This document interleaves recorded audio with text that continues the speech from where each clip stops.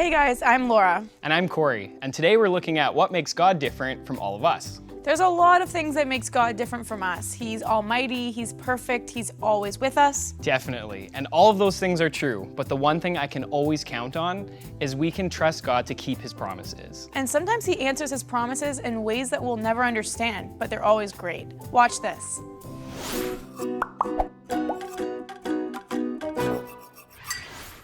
The big brown bear bit the big black bug on the big black bug's bud, and Hey everybody, welcome back. God story number 4, and this one starts just like the last one with me driving. Like I said, I was driving on a road and I got a phone call from a friend, and this friend was supposed to be meeting up with me, and they bailed on me.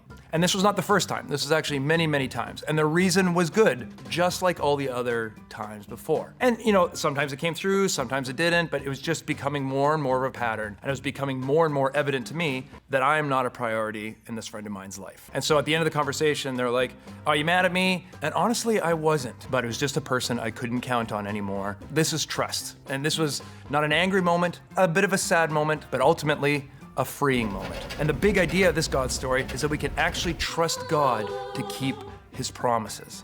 We've been looking at Abraham, who at 99 years of age had his name supernaturally changed to Abraham, the father of many nations, even though at that point in his life, at 99, he didn't even have one child. But now we're gonna look at Sarah, his wife, who at 90 also didn't have a child, and what that meant for her as a woman, as a wife, and what was going to go forward. But let's jump in. We're in Genesis chapter 21. The Lord kept his word and did for Sarah, Abraham's wife, exactly what he had promised.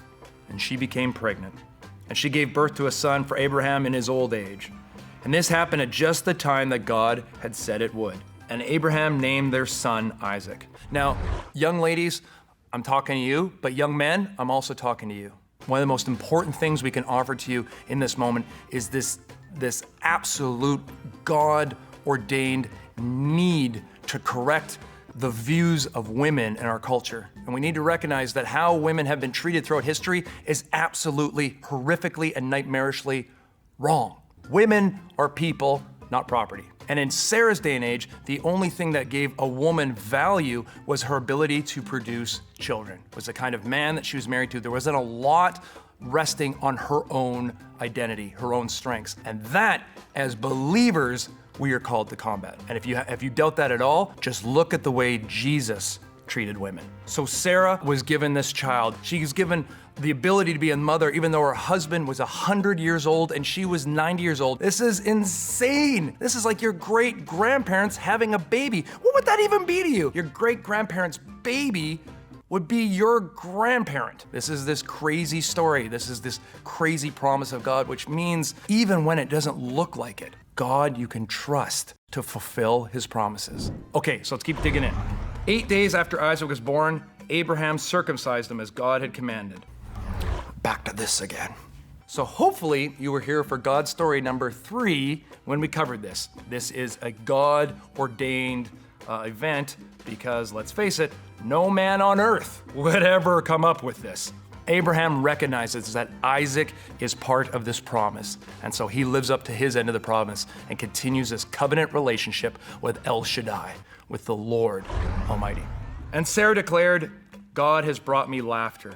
All who hear about this will laugh with me. Who would have said to Abraham that Sarah would nurse a baby? Yet I have given Abraham a son in his old age." This is still just a great story, a great ending? No, this is just a fantastic element of this faithfulness of God's promise. This God who walked through the carcasses, who entered into covenant, who made these promises, who even used the word guarantee, is being shown to be faithful. Even though Abraham and Sarah had to wait so many years, God remained faithful.